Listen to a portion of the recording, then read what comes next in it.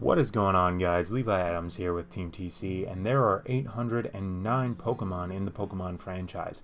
Every single one of them is someone's favorite, so I wanted to ask the question, can we use them all in the Pokemon TCG? Today we're going to be starting a brand new series, taking a look at every single fully evolved Pokemon and how they stack up in the TCG standard and expanded metagames. Welcome to Dex.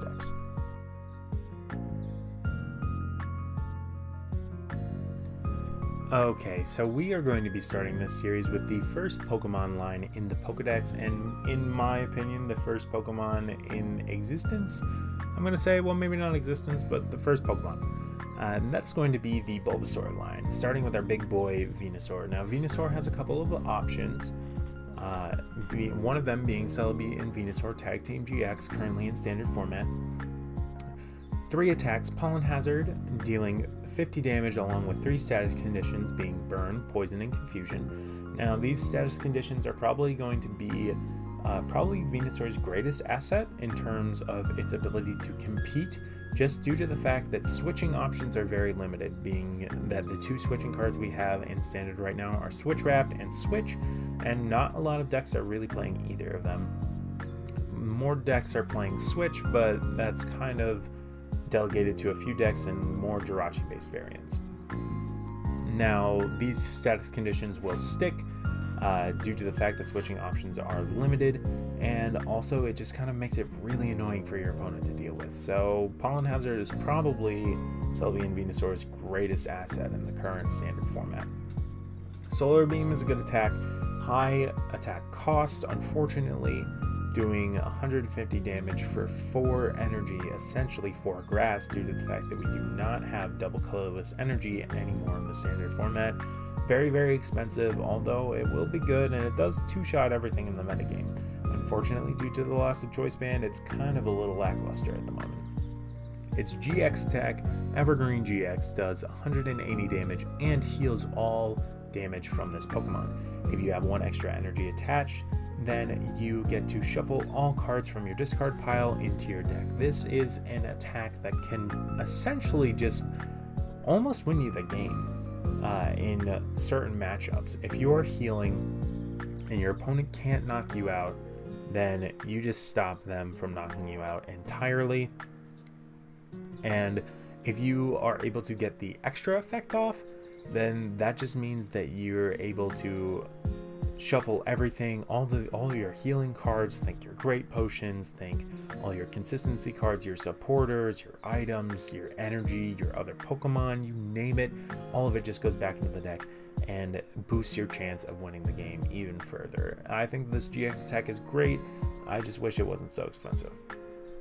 Strengths of Venusaur is the fact that you have Netball for reliable search, which reliable search in the new standard format is pretty hard to come by, but Netball is one of the best options. You search your deck for a basic grass energy or a basic grass Pokemon, and this allows you to combo well with a lot of other grass Pokemon in the game. You have access to Life Force Prism Star for healing. Heals 60 damage off of one of your grass Pokemon per turn. With a huge HP stat of 270, this healing makes everything incredibly annoying, as well as access to the tool card Heavy Boots to increase your HP by 40 for a whopping 310 HP.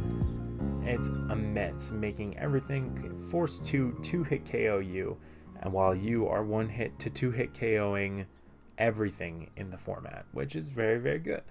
Unfortunately, you have a lot of weaknesses, the biggest one being Fire. Fire is stronger than it's ever been in the standard format, even with the loss of everything, including our search options. That does make Fire a little bit weaker, but we still have Welder, we still have Fiery Flint, we still have Fire Crystal. Fire Pokemon are so incredibly strong, and I don't know why it makes it hard for our grass boys to compete for sure. But with double colorless energy no longer in standard, kind of, as I mentioned before, makes your attacks very, very expensive. Where it was 2 turns to charge up before, now we're looking like 3 or 4 to charge up your Solar Beam attack at best. And that's only if you don't play it with like energy switching Pokemon or whatever it may be. And with a lack of reliable energy acceleration, it kind of means that you're dead in the water for a few turns. You really just can't have that. Now, thankfully, we do have another option for Venusaur, and that is the Jungle Totem ability Venusaur. Its ability regains each basic grass energy attached to your Pokemon, provides 2 grass energy. You can't use more than 1 Jungle Totem ability at a time, which means that you can't have 2 Venusaur and make every grass energy worth 4 grass energy. That's just not how it works. You can't have 2 Venusaur in play, you just only one of their abilities counts. Its attack is nothing good. Solar Beam, it's good to see that it's consistent across the Pokemon at least, but Solar Beam doing 90 damage for 4 energy, you never want to use this attack, ever. You have a nice HP stat at 160, meaning that a lot of Pokemon need to 2-hit KO you due to the fact that damage buffs, if they're around, don't totally apply. Think to your things like Choice Band, etc., which is very, very nice. Now, the strengths of this Venusaur is an excellent combo piece with your energy acceleration, as well as just reducing the attack costs of other Pokemon due to the fact that you're doubling your energy's worth, and a nice HP stat making it hard to KO. It's honestly just probably one of the best combo pieces in the game, honestly. But we do have a few weaknesses to look at as well. The fact that it's a stage 2 and hard to set up is probably the biggest one. If you can't get this thing set up, that means your entire combo is broken and you won't be able to win that easily.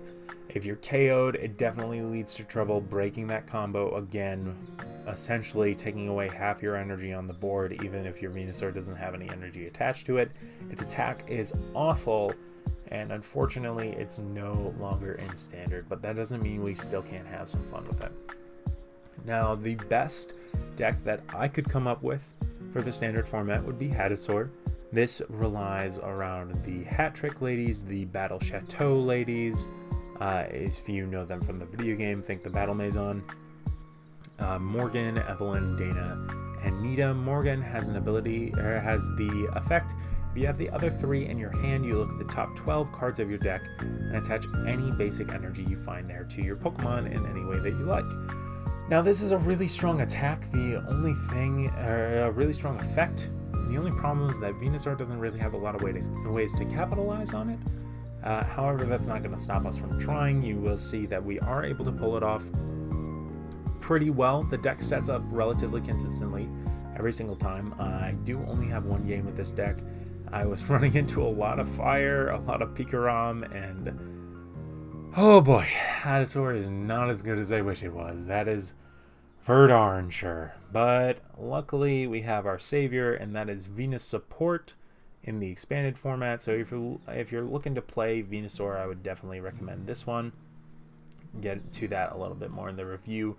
But this deck, just you use Alolan Executor Rowlet Tag Team, and it's a attack Super Growth for 0 energy. That's right, 0 energy. In order to evolve one of your grass Pokemon in play, if it evolves into a stage 1 and can evolve into a stage 2, then you evolve it into a stage 2. Essentially, you use your Bulbasaurs, evolve them into Ivysaur, and then evolve them immediately into Venusaur on the same turn. Very broken attack, very broken effect. All just combos incredibly well together, and I love it. You're playing a 1/1 line of Cherubi Cherim from Ultra Prism, just due to the fact that this gives you immunity, not immunity from fire attacks, but it removes your weakness from fire attacks, meaning that these Pokemon that would normally knock you out immediately need to work a little bit harder and are trying to 2-shot your Alolan Executor Rowlet, which, trust me, you need it. Playing 1 copy of Shaymin EX for that draw power, 2 copies of Tapu Lele GX due to the fact that it searches out 1 supporter card from your deck. It's awesome. Shaymin Prism Star is a backup attacker.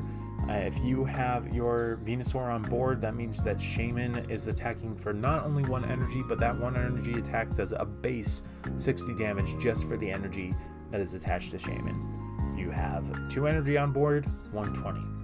3 energy on board, 180. 4 energy on board, 240. I think you know where I'm going with this. This is a crazy attack, crazy Pokemon, crazy combo, crazy, crazy, crazy. Don't know how much I could say it. We got Energy Acceleration and Max Elixir. We have Ball Search in both Netball and Ultra Ball. 3 copies of Switch, 4 copies of Versus Seeker. Our 2 stadiums of choice are going to be Life Force Prism Star and Wondrous Labyrinth Prism Star. Due to the fact that we are doubling our energy's worth, we're essentially turning all of our 3 attack cost attacks on a Alolan Executor into a 4 energy attack cost, which still means that we only need 2 energy attached. So if we play Wondrous Labyrinth, we're not affected by it at all, but our opponent definitely is, so that's great. 1 copy of Acerola and 1 copy of Lily. They're searchable with Tapu Lele, and they combo pretty well with the fact that Lily just allows you to draw a lot of cards while keeping stuff in your hand. You'll see in the second game that we get that Lily was actually pretty essential in winning that game. And you'll see with Acerola, I don't really use it too often, but I'm not really, I don't really strategize. I've never really liked Acerola as a card. I think that it's a very good card. I just don't think it plays into my playstyle very well. 2 copies of Lysander, 3 copies of N, 4 copies of Professor Sycamore, 3 copies of Fighting Fury Belt. I think you could split this.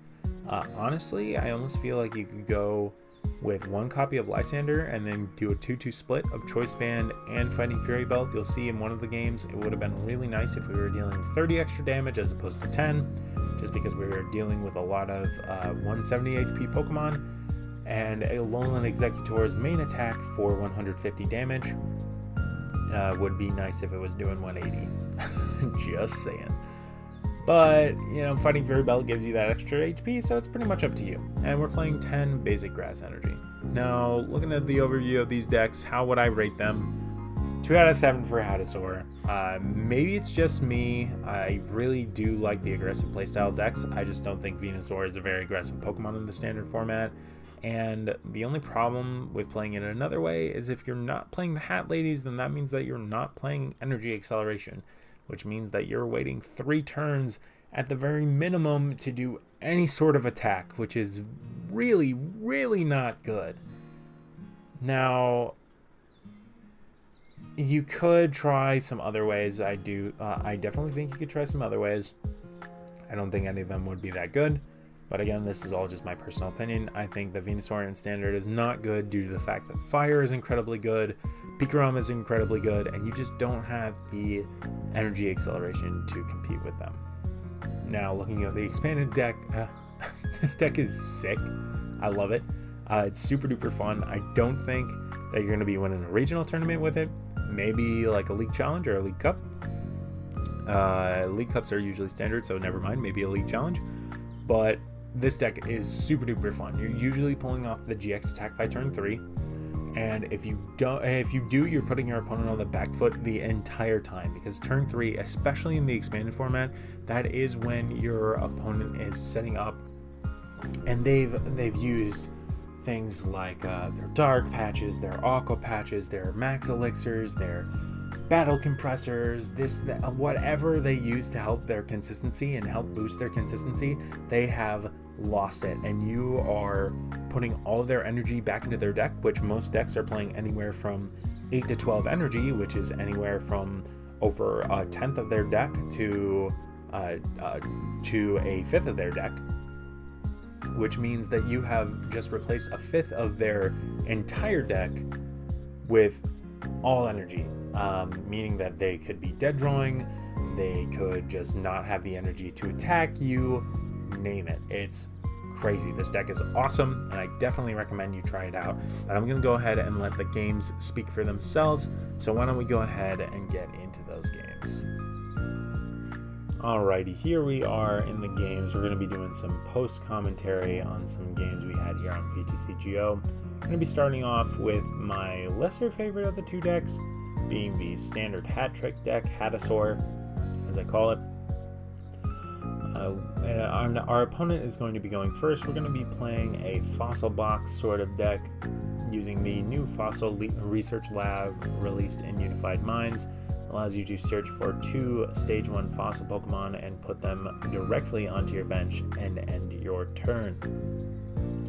Our opponent does have a couple of Jirachis out, allowing them to find some item cards, search for some supporter cards, you know, the drill. Jirachi's a crazy good card in the standard format, and you have the ability to get your hands on one, definitely do.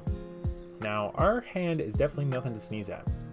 We do have the Dusk Stone as well as the Mysterious Treasure in order to search out a Mischievous Mismagius combo. And we are able to get off our Mismagius. We are going to use a netball to set up another Celebi and Venusaur tag team on the bench.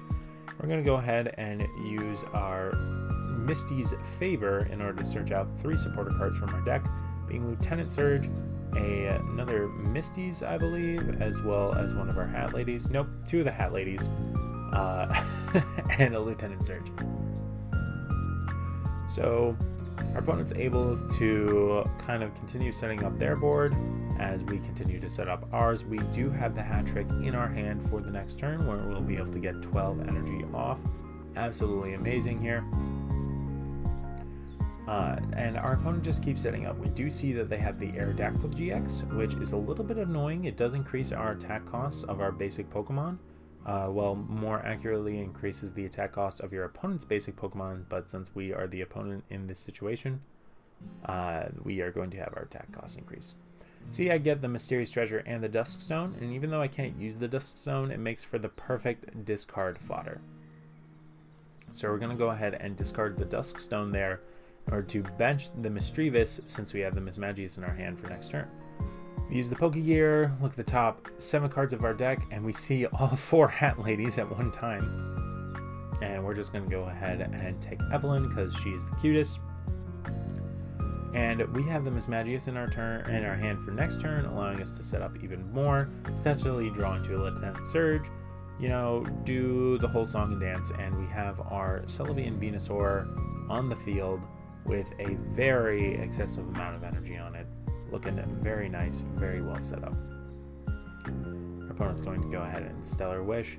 They're going to attach 1 energy to their non-GX Aerodactyl, just so that they can confuse us, which is a pretty decent play. We can go ahead and Mysterious Message again, get us behind on prizes, as we can go ahead and Acrobike, and Acrobike for Pokegear, Pokegear for our Lieutenant Surge, which will allow us to use Lieutenant Surge, then use our Green's Exploration to search for 2 trainer cards and put them into our hand. I believe we go for our 4th hat, as well as the netball, just to be able to search out any energy should we need it. Now, this was the second hat trick of the game on the 3rd turn of the game, mind you.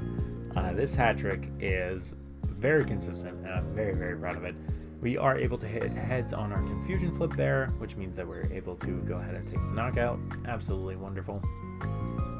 Both of our Venusaurs are set up with 5 energy, both of them eligible to use their Evergreen GX attack with the added effect, but our opponent does promote their Aerodactyl GX, which allows them to increase the attack costs of our Pokemon by 1. However, we're just going to go ahead and go for the Solar Beam, do 300 damage there due to weakness. Our opponent's going to send out their GX Aerodactyl, attaching the triple acceleration energy. They're going to go ahead and search for some item cards, do 180 damage, but we are just going to Evergreen GX here, heal off all that damage, and our opponent is going to scoop. And then we're going to move on to the next game using the expanded deck. So here we are with the next game, this game being the Venus Support deck, which honestly of the 2 is my personal favorite. I didn't think I was going to have as much fun as I did with this deck, honestly. Super duper fun, super duper crazy. This deck is just nuts with its energy acceleration as well as its big damage. We are going to be playing against a Dark Box deck, an admittedly weaker Dark Box deck, but this is kind of just one of my first games with the deck, and you'll see just the absolute power of it. We are able to get our Alolan Executor Rowlet, as well as our Bulbasaur out in the first turn, but this is where I learned that Super Growth actually does not work on a Pokemon that just came into play this turn. A little muddy. I thought it did, and it doesn't mention it in the card text, but it also doesn't say that it can evolve a Pokemon on the first turn anyway, so, you know, kind of fun. Our opponent is going to go ahead and go for the N. you see that we have all the necessary energy in order to use our GX attack on the board during our first turn. You're going to see me use a Lysander here just to go ahead and bring up a Pokemon that I think is going to be a little worthless for our opponent. Go for the Super Growth and evolve all the way up into our Venusaur. Our Venusaur with big 160 HP, very strong Pokemon, very good Pokemon. I love this Pokemon. And our opponent is going to go ahead with 5 energy on board, with 4 energy on board rather, just barely miss out on the KO as we're able to use our Max Elixir in order to accelerate a little bit of energy onto our board. Use Tapu Lele, search out our Professor Sycamore, catch for turn, and go ahead and go on with the rest of our turn. Now we have the Netball, set up another little Executor Rowlet, go for Fighting Fury Belt, go for the Max Elixir. We're just making sure that our board is in the best state it can possibly be to try and set up for our victory. Now our opponent, using a lot of their energy acceleration this turn, just barely able to do 90 points of damage, as we are going to go ahead and be able to Lysander up that Shaman, heal 30 points of damage, putting us at 60 damage total, making us absolutely in control of this game, as our opponent is going to end us down from 5 to 4. No big deal, seeing as they draw us into our Life Force Prism Star. Doesn't really play too much of a role outside of the fact that we are able to bump our opponent's Skyfield, which is a little bit of a big deal. Now, I'm going to go ahead and play the Life Force Prism Star, heal 60 damage, heal a grand total of 90 damage, after we VS Seeker for our Lysander in order to get that Shaman off the bench, take another 2 prizes. Alone Executor just kind of hitting some pretty key numbers here. Hitting 150, 150 is a very consistent number, very strong number.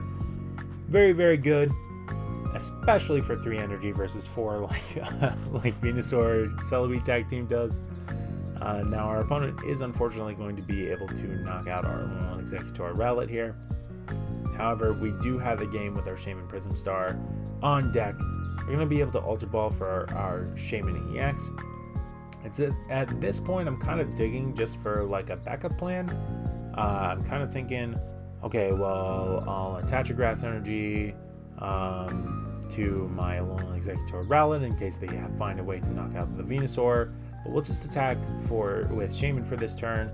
But this boosts up all the way up to 300 damage with our Shaman Prism Star. We are able to take that game and moving on to the next one.